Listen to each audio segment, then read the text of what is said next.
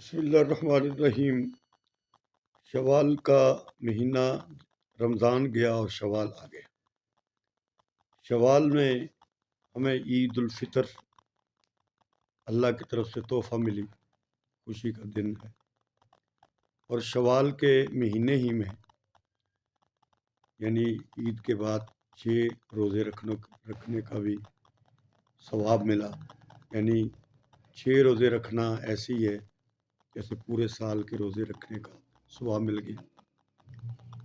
شوال میں فطرانہ بھی بعض لوگ عید سے پہلے ادا کرتے ہیں، لیکن شوال میں کچھ ایسی چیزیں بھی ہیں جو ناپسندیدہ چیزیں ہیں، ناپسندیدہ اعمال ہیں۔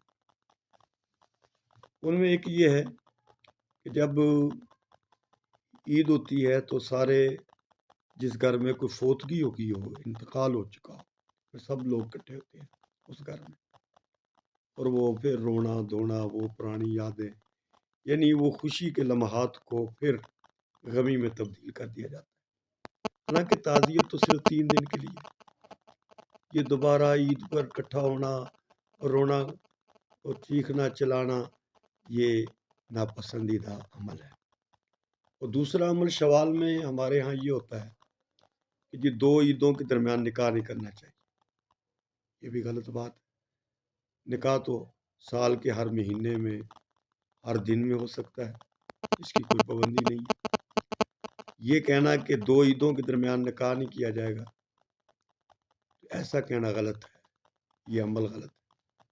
دیکھیں نا، حضرت عائشہ رضی اللہ تعالیٰ عنہ، ام المومنین، مومنوں کی ماں، ان کا نکاح کس مہینے میں ہوا؟ شوال کے مہینے میں ہوا۔ اور ان کی رخصتی کس مہینے میں ہوئی؟ شوال کے مہینے میں۔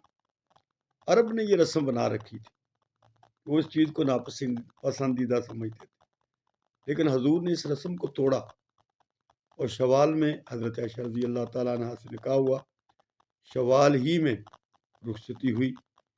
تو ان بدعات سے، رسومات سے بچنا چاہیے۔ جو خیر والے اعمال ہیں ان کو کرنا چاہیے، بری باتوں سے بچنا چاہیے۔